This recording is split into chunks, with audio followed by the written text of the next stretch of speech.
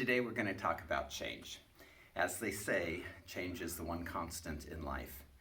We are facing changes every day. Some are anticipated, some not anticipated. So we're going to talk about some of the reactions or responses we can have to change. Number one, we can deny or ignore change. We can pretend it's not happening. And this oftentimes gets us into trouble. You know, companies may go under because they did not anticipate how the markets were changing. We may deny that our children are growing up. It's hard for us to see them as young adults or that making their own choices, or maybe it's hard for us to see that they're adolescents. And therefore we may miss opportunities or have more conflict because we're denying how they are changing and growing.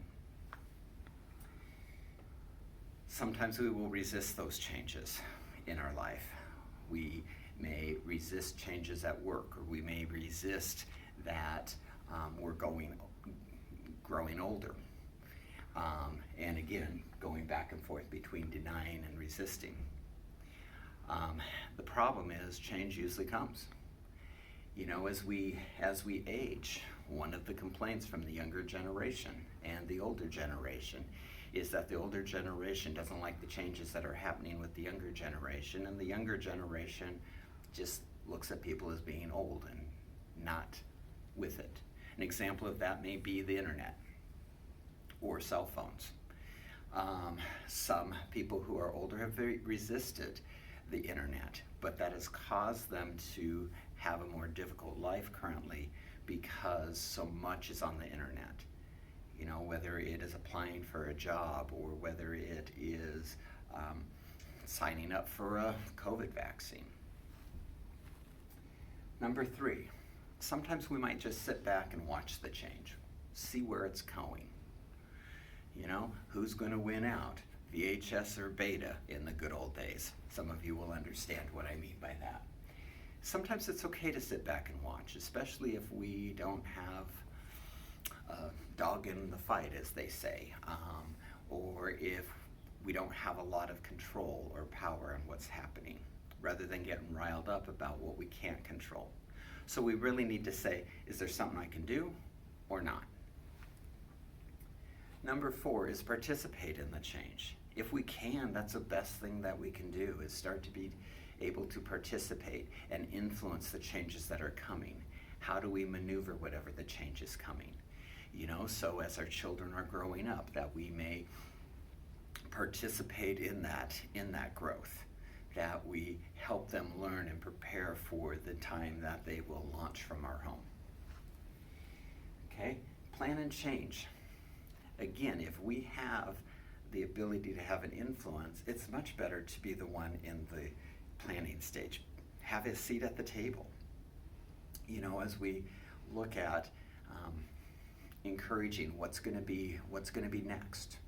You know, if we're looking at maybe a job move, well, sit down and plan. What do we want to do? Where do we want to live? Those types of things, and begin to plan.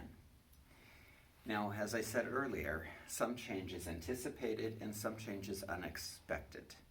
Anticipated change are transitions through life, like graduating high school. That's anticipated. We're going to school throughout our life and we're going to graduate. Now, the students who have plans such as going to college, going to a trade school, going into the military, having a job, or that taking a couple of years off to go tour Europe, if they have a plan, they transition much better. Those who don't have a plan all of a sudden go from being a student to, now what do I do with my life? And they can feel very, very lost, which can lead to depression and anxiety. Okay, another milestone that many people go through is marriage. Some go through divorces, having children, okay, retirement, being empty nesters. All of those things, as we anticipate them and we plan for them. If we're going to retire, it's much better to be excited and know what we're going to do when we retire. Maybe it's going to be travel, maybe it's going to be volunteer work, maybe it's going to be moving closer to the grandchildren. Whatever it is, if we have a plan, we're going to do better in life. If we retire and go from going to work every day and now all of a sudden we're home, again, we're going to be lost. It's going to be more prone to depression and anxiety and just a feeling of apathy. Sometimes loss or transitions change is unexpected, like the loss of a loved one or a loss of a job. In those cases, then we need to jump into that planning area. What are we going to do now? What's the next chapter of our life? How do we move forward?